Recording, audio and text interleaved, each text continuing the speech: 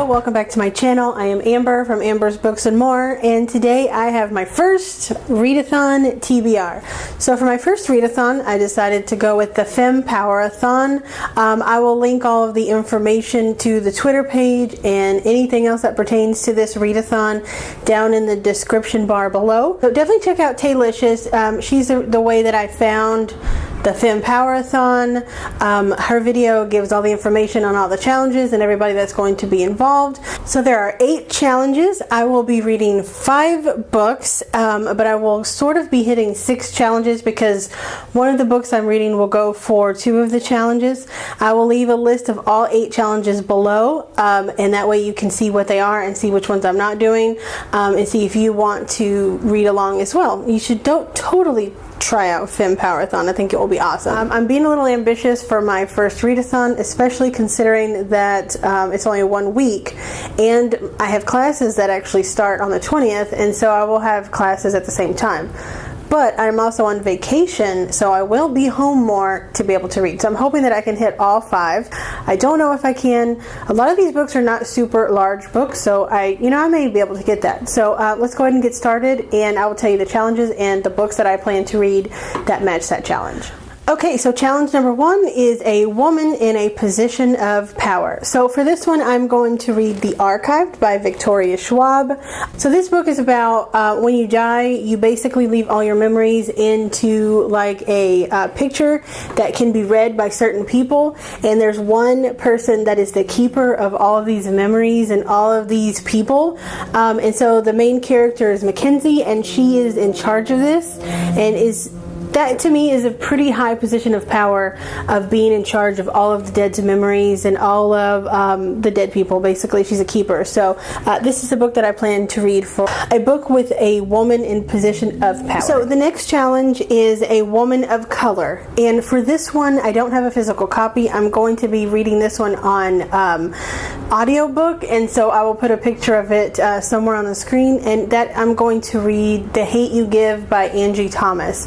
This also can fit for another of the challenges. So another of the challenges is an Own Voices novel, and since the author is herself a Black American, it is an Own Voices novel, and it is about a girl that sees her best friend get killed by a police officer. So they're Black and he gets killed by a white police officer, and it was inspired by the Black Lives Matter movement here in the United States. And I think that this is a very important read and one that I'm really excited to get to. I listened to a sample on audiobook, and it just the minute and a half that it gives you, I was already like, oh my god, I need to find out what happens, what's going to happen.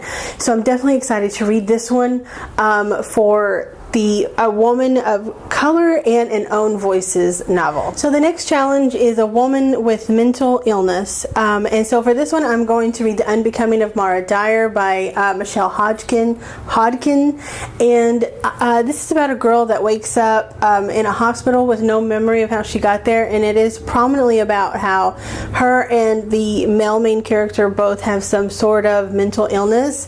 I'm not really sure exactly what it's about. That's all that I really know about it, and I kind of want to go into it not knowing any more than that. So this one's definitely going to be the one I read for the woman with mental illness. So the next challenge, I don't have a physical copy, so once again I will put a picture somewhere on the screen, and the challenge is an LGBT plus woman, and so for this I am going to be reading Ash by Melinda Lowe. This is basically Cinderella but for lesbians, so it's a lesbian Cinderella story.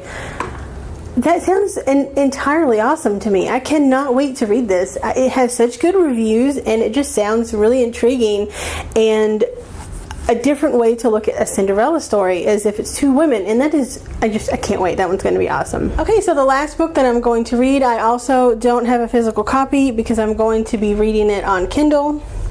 And that challenge is a graphic novel that was written by a woman.